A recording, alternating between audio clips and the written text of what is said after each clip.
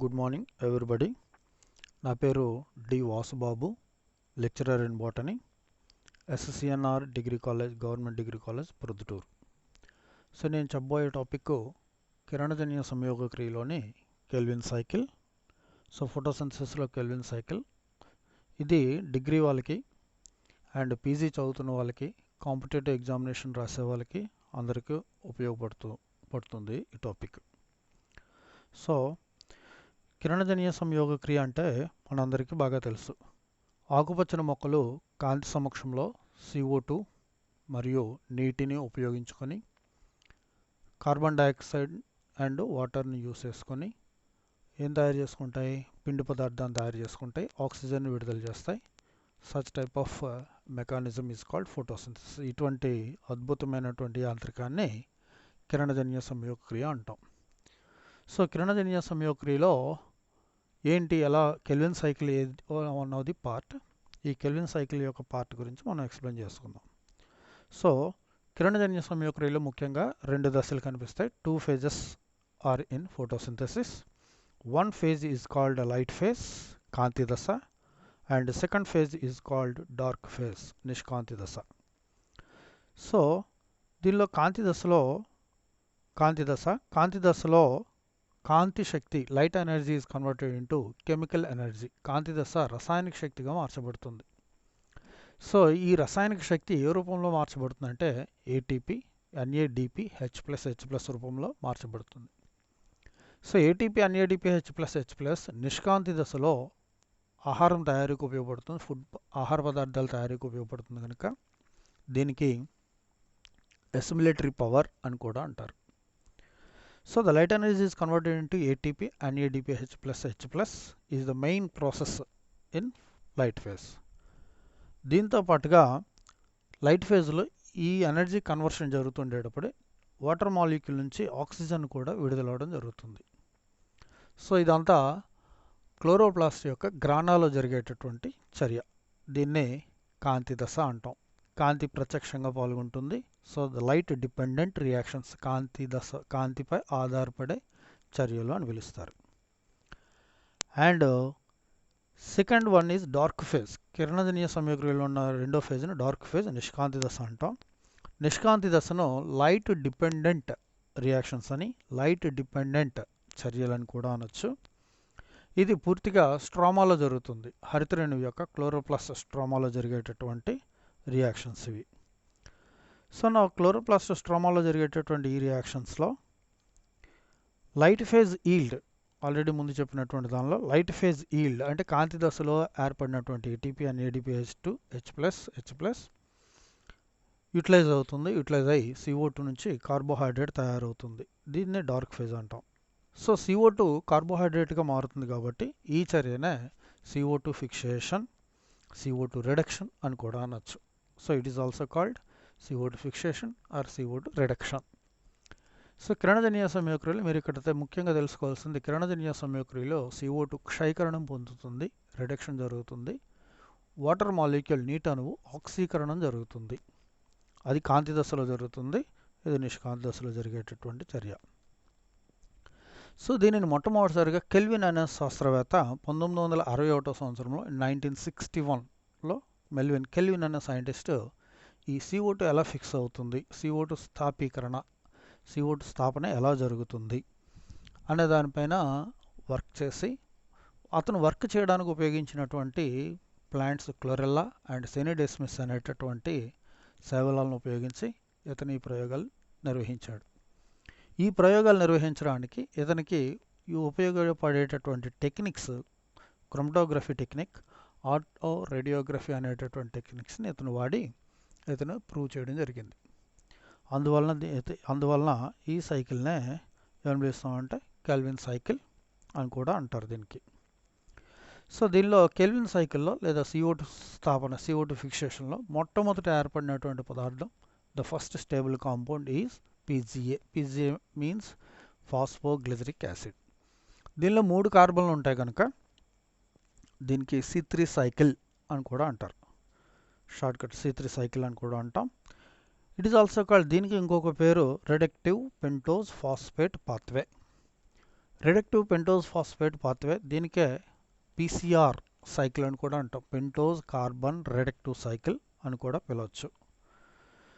So దీనిపైన చాలామంది workers, చాలామంది సైంటిస్టులు కూడా వర్క్ చేసి దీనికి సంబంధించినటువంటి ఇన్ఫర్మేషన్ ఇవ్వడం వల్ల, ముఖ్యంగా వాళ్ళలో బెన్సన్, బాషామ్ మొదలగునటువంటి సైంటిస్టులు ఇచ్చారు.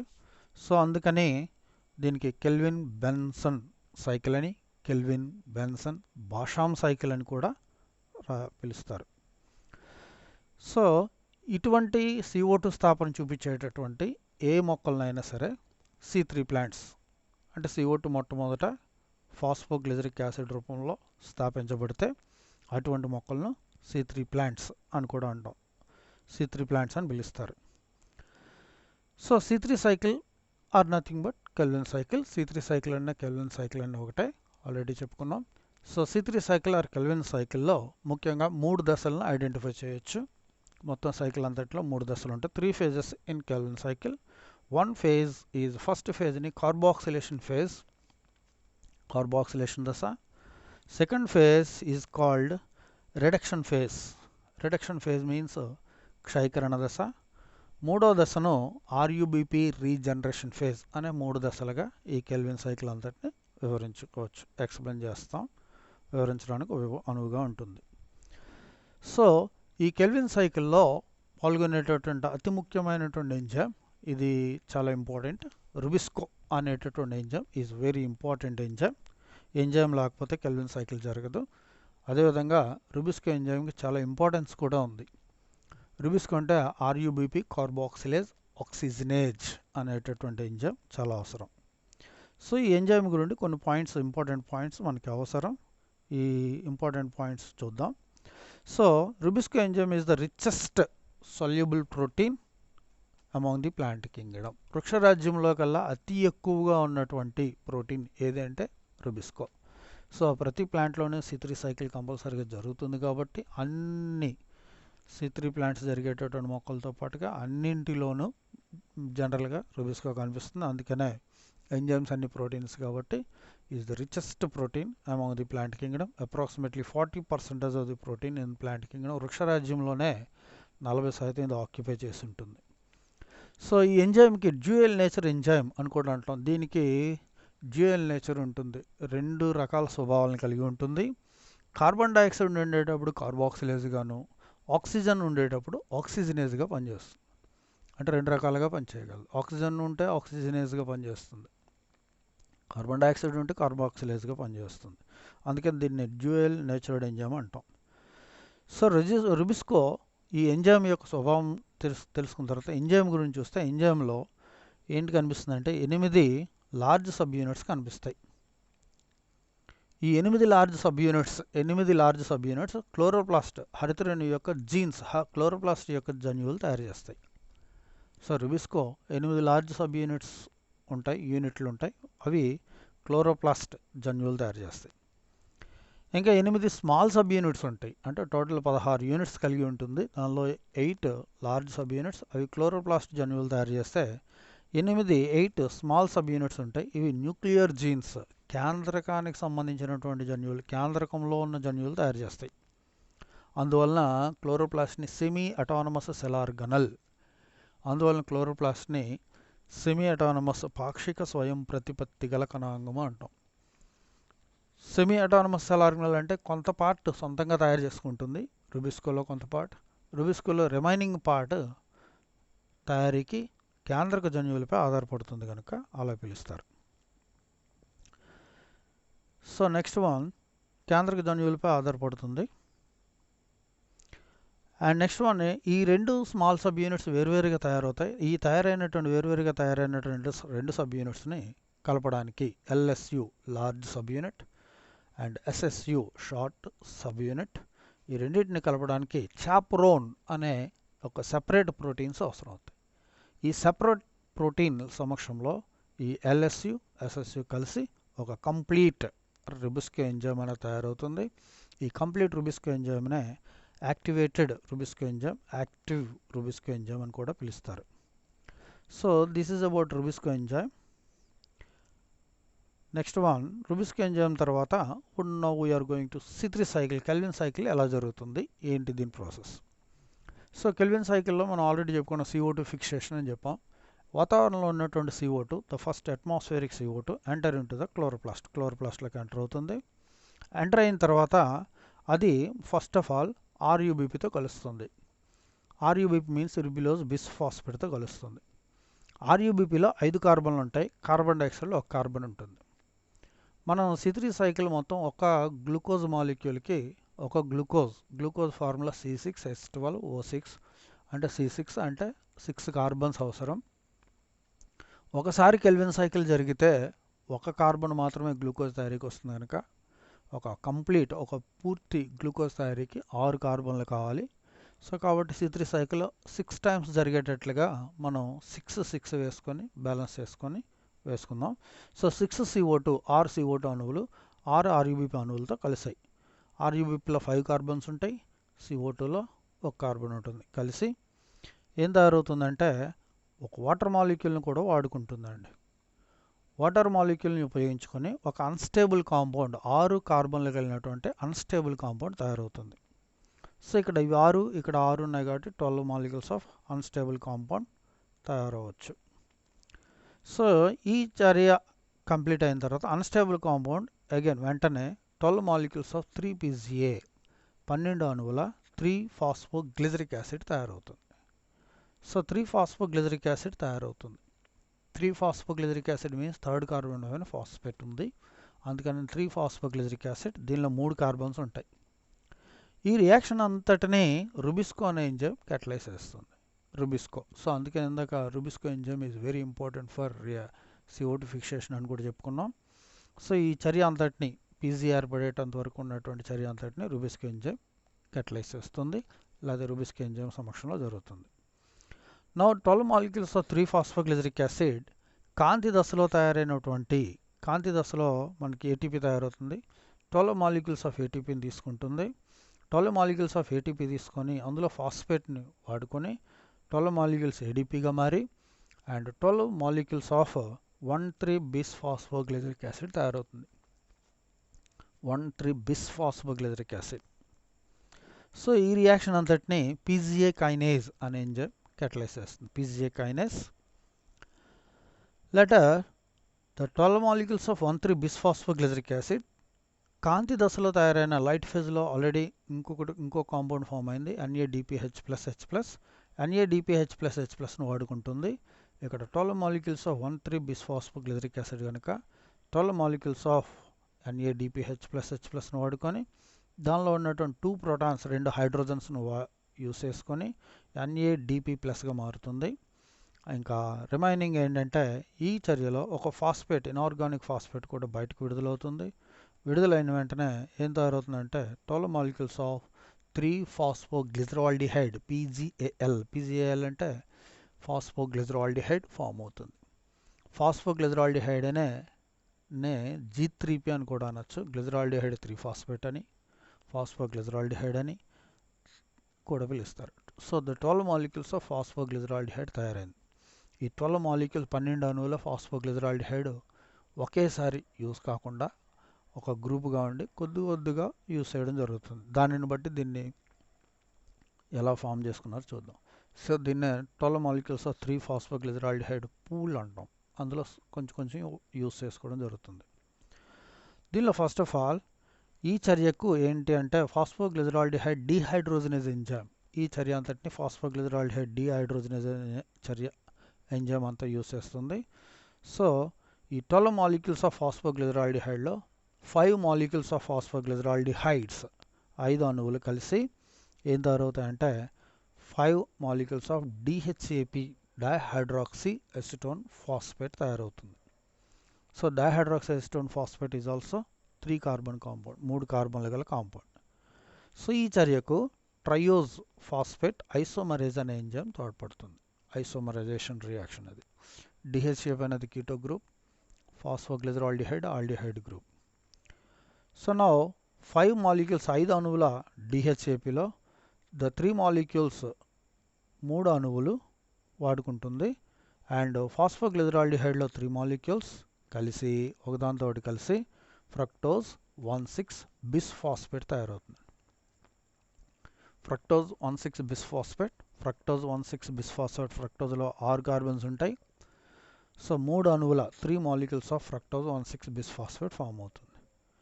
సో ఈ చర్యకు ఆల్డోలేజ్ ఎంజైమ్, ఈ రియాక్షన్ మొత్తం ఆల్డోలేజ్ ఎంజైమ్ catalyze చేస్తుంది. Now the fructose 1,6 bisphosphate, 3 molecules of fructose 1,6 bisphosphate, ఒక ఫాస్ఫేట్ ఇనార్గానిక్ ఫాస్ఫేట్, ఫ్రక్టోజ్ 1,6 బిస్ఫాస్ఫేట్లో ఒక ఫాస్ఫేట్ చొప్పున పోతే 3 మాలిక్యూల్స్కి 3 ఫాస్ఫేట్ ఇనార్గానిక్ ఫాస్ఫేట్స్ పోతే ఇంకా మిగిలింది 3 molecules of fructose 6 monophosphate, 3 molecules of fructose 6 monophosphate తయారవుతుంది. ఇందులో 6 కార్బన్స్ ఉంటాయి. ఈ 3 మాలిక్యూల్స్లో ఫ్రక్టోజ్ 6 మోనోఫాస్ఫేట్ తయారవడానికి ఇక్కడ ఫ్రక్టోజ్ 1,6 బిస్ఫాస్ఫటేజ్ ఎంజైమ్ ఉపయోగపడుతుంది. ఈ ఎంజైమ్ catalyze చేస్తుంది. ఇంకా 3 molecules of fructose 6 monophosphate is దీనిలో 1 molecule exported into the cytoplasm, కణద్రవ్యంలోకి వెళ్తుంది. కణద్రవ్యంలోకి వెళ్ళి ఆ ప్లేస్లో మీకు అక్కడ హెక్సోజ్ తయారవడానికి ఉపయోగపడుతుంది. అంటే గ్లూకోజ్ తయారవడానికి అక్కడికి ఎక్స్పోర్ట్ చేయబడుతుంది, సైటోప్లాజంలోనికి ఎక్స్పోర్ట్ చేయబడుతుంది. సైటోప్లాజంలోనికి వెళ్ళి 1 మాలిక్యూల్ వెళ్ళి అక్కడ ఏంటవుతుంది, హెక్సోజ్ తయారు చేయబడుతుంది. అంటే గ్లూకోజ్ తయారు చేయబడి again glucose enter into the chloroplast, మరలా క్లోరోప్లాస్ట్లోకి వచ్చి స్టార్చ్ తయారవుతుంది. So next remaining 2 molecules of fructose 6 monophosphate, 2 అణువులు ఉన్నాయి కదా, ఆ 2 అణువులు, అండ్ రిమైనింగ్ 2 మాలిక్యూల్స్ ఆఫ్ ఫాస్ఫోగ్లిజరాల్డిహైడ్స్, ఇంకా ఇక్కడ మిగిలినటువంటి పూల్లో మిగిలినటువంటి 2 మాలిక్యూల్స్ ఒకదానితో కలుస్తాయి. కలిసి ఏం తయారవుతుంది మనకి, 2 molecules of erythrose 4 phosphate and 2 molecules of xylose 5 phosphate తయారవుతుంది. ఎరిథ్రోజ్లో 4 కార్బన్స్ ఉంటాయి, గ్జైలోజ్లో 5 కార్బన్స్ ఉంటాయి. సో ద టోటల్ రియాక్షన్, ఈ రియాక్షన్కి తోడ్పడే ఎంజైమ్ ట్రాన్స్క్యూటోలేజ్ ఎంజైమ్ సమక్షంలో ఈ రియాక్షన్ జరుగుతుంది. సో ఈ ట్రాన్స్క్యూటోలేజ్ ఎంజైమ్ రియాక్షన్ ఎప్పుడు జరిగినా థైమిన్ పైరోఫాస్ఫేట్ అనే B complex vitamin and magnesium ion రెండు యూజ్ అవుతాయి. సో నౌ మిగిలినటువంటి ఇక్కడ డిహెచ్ఏపిలో మిగిలినటువంటి 2 మాలిక్యూల్స్, ఆల్రెడీ 3 ఎందాక వచ్చాయి, ఇప్పుడు ఇంకా మిగిలినటువంటి 2 molecules, the 2 molecules of DHAP and 2 molecules of erythrose 4 phosphate, 2 అణువుల ఎరిథ్రోజ్ 4 ఫాస్ఫేట్, రెండు కలిసి 2 మాలిక్యూల్స్ 2 అణువుల సీడోహెప్టులోజ్ 1,7 బిస్ఫాస్ఫేట్ తయారవుతుంది. సీడోహెప్టులోజ్లో 7 కార్బన్స్ ఉంటాయి. ఈ చర్య అంతటిని ఆల్డోలేజ్ అనేటువంటి ఎంజైమ్ catalyze చేస్తుంది. నౌ సీడోహెప్టులోజ్ 1,7 బిస్ఫాస్ఫేట్లో ఫాస్ఫేట్ మాలిక్యూల్స్, ఇనార్గానిక్ ఫాస్ఫేట్ పోతుంది, ఫాస్ఫేట్ మాలిక్యూల్స్ పోతే ఇంకా మిగిలింది 2 మాలిక్యూల్స్ ఆఫ్ సీడోహెప్టులోజ్ 7 మోనోఫాస్ఫేట్ మిగులుతుంది. So the 2 molecules of sedoheptulose 7 monophosphate ఏర్పడడానికి ఇక్కడ సీడోహెప్టులోజ్ 1,7 బిస్ఫాస్ఫటేజ్ ఎంజైమ్ యూజ్ అవుతుంది. ఇనార్గానిక్ ఫాస్ఫేట్ పోతుంది కాబట్టి ఫాస్ఫటేజ్ ఎంజైమ్ ఉపయోగపడుతుంది. So now 2 molecules of sedoheptulose 7 monophosphate and ఇక్కడ ఫాస్ఫోగ్లిజరాల్డిహైడ్లో ఉన్నటువంటి రిమైనింగ్ 2 మాలిక్యూల్స్ కలిసి ఇక్కడ 2 కాంపౌండ్స్ తయారవుతాయి. వాటి 2 molecules of ribose 5 phosphate, ribose DNA ఆర్ఎన్ఏలో ఉన్నటువంటి రైబోజ్ షుగర్, అండ్ ఇక్కడ 2 మాలిక్యూల్స్ ఆఫ్ గ్జైలోజ్ 5 ఫాస్ఫేట్ తయారవుతుంది. రైబోజ్లోనే 5 కార్బన్స్ ఉంటాయి అండ్ గ్జైలోజ్లోనే 5 కార్బన్స్ ఉంటాయి. అదొక 2 మాలిక్యూల్స్, ఇదొక 2 మాలిక్యూల్స్ తయారవుతుంది. ఈ చర్య అంతటికి ట్రాన్స్క్యూటోలేజ్ ఎంజైమ్ ఉపయోగపడుతుంది. ట్రాన్స్క్యూటోలేజ్ ఎంజైమ్ యూజ్ అవుతుంది. So now the remaining 2 molecules of xylose 5 phosphate, ఇక్కడ ఉన్నటువంటి 2 మాలిక్యూల్స్ ఆఫ్ గ్జైలో 5 ఫాస్ఫేట్, ఈ రెండు కలిసి ఏం తయారవుతుందంటే రిబ్యులోజ్ 5 ఫాస్ఫేట్ తయారవుతుంది. రిబ్యులోజ్ 5 ఫాస్ఫేట్. సో ఈ దీనికి ఉపయోగపడేటటువంటి ఎంజైమ్ ఫాస్ఫేట్ ఎపిమరేజ్ అనే ఎంజైమ్ యూజ్ అవుతుంది. Ribose phosphate epimerase and remaining ribose 5 phosphate ఉంది. Ribose 5 phosphate now converted into ribulose 5 phosphate. ఈ చర్యకు ఐసోమరేజ్, రైబోజ్ ఐసోమరేజ్ ఉపయోగపడుతుంది. ఇక్కడ ఎపిమరేజ్ గ్జైలోజ్ రిబ్యులోజ్గా మారడానికి ఎపిమరేజ్, రైబోజ్ రిబులోజ్గా మారడానికి ఐసోమరేజ్ యూజ్ అవుతుంది. సో ఇక్కడ 6 molecules of ribulose 5-phosphate is there. So 6 molecules of ribulose 5-phosphate again converted into 6 molecules of RUBP. This is called RUB regeneration phase totally. So దీనికి light phase కాంతి దశలో వాడుకున్నటువంటి ATP ఇక్కడ మరలా use అవుతుంది. 6 molecules of ఏటీపీని వాడుకొని 6 molecules ఆఫ్ ఏడీపీగా convert అవుతుంది. 6 molecules ఆఫ్ ఏడీపీగా కన్వర్ట్ అయ్యి ఆర్యూబీపీ ఏర్పడడానికి ఈ చర్య అంతటికి kinase enzyme ribulose phosphate kinase enzyme use అవుతుంది. సో కైనేజ్ ఎంజైమ్ ఫంక్షన్లో ఆర్యూబీ ఫామ్ అవుతుంది. So this is the 6 molecules of CO2 is gradually converted into hexose sugar in the cytoplasm. So ఈ చర్య అంతటిని ఇలా జరగడానికి గ్లూకోజ్గా మారడానికి ఈ రియాక్షన్స్ అన్నీ జరిగిన తర్వాత ఫైనల్ దీనిలో వచ్చినటువంటి 3 ఫేజెస్కి ఆల్రెడీ ముందు క్లాసుల ముందు పార్ట్లో కెల్విన్ సైకిల్లో 3 దశలు ఉంటాయన్నాం. దీనిలో మొదటి దశ కార్బాక్సిలేషన్ ఫేజ్. ఈ కార్బాక్సిలేషన్ ఫేజ్ CO2 RUBతో కలిసి PGA ఏర్పడేటంత వరకు ఉన్న దాన్ని కార్బాక్సిలేషన్ ఫేజ్ అంటాం. ఇంకా PGA నుండి ఫాస్ఫోగ్లిజరాల్డిహైడ్ వరకు ఏర్పడే దశను రిడక్షన్ ఫేజ్ అంటాం, క్షయీకరణ దశ. ఇంకా మిగిలినటువంటి చర్యలన్నిటినీ కలిపి మొత్తం అంతటిని కలిపి RUBP రీజనరేషన్ ఫేజ్ అని పిలుస్తాం. అంతేకాకుండా ప్రొడక్షన్ ఫేజ్, ఈ ఎక్స్పోర్ట్ అయినటువంటి ఫ్రక్టోస్ 6 మోనోఫాస్ఫేట్ ఎక్స్పోర్ట్ అవుతుంది సైటోప్లాజంలోనికి, అక్కడ హెక్సోస్ తయారవుతుంది. దాన్నే ప్రొడక్షన్ ఫేజ్ అని కూడా రాసుకోవచ్చు. నెక్స్ట్ వన్, దీనిలో ఏంటి జరుగుతుంది, ఒకసారి C3 సైకిల్ జరిగితే 1/6 పార్ట్ ఆఫ్ ఫ్రక్టోస్ అంటే ఏంటి, 3 మాలిక్యూల్స్లో 1 molecule fructose six phosphate exported into the cytoplasm, సైటోప్లాజంలోకి వెళ్ళి 1/6 part of glucose or hexose తయారవుతుంది. సో 1/6 పార్ట్ ఎక్స్పోర్ట్ అయ్యి 1/6 పార్ట్ ఆఫ్ గ్లూకోజ్ తయారవుతుంది. సో ఒక గ్లూకోజ్ మాలిక్యూల్ తయారవడానికి 1/6 పార్ట్ అవసరం కాబట్టి టోటల్ C3 సైకిల్ అంతా జరగడానికి 6 టైమ్స్ ఈ C3 సైకిల్ అంతా జరిగితే ఒక గ్లూకోజ్ తయారవుతుంది. కనుక దీనికి 6 CO2 మాలిక్యూల్స్ అవసరం ఒక గ్లూకోజ్ తయారవడానికి, ఒక గ్లూకోజ్ మాలిక్యూల్ తయారవడానికి. So Kelvin cycle conducted 6 times for 1 glucose molecule, ఒక గ్లూకోజ్ తయారీకి తోడ్పడుతుంది.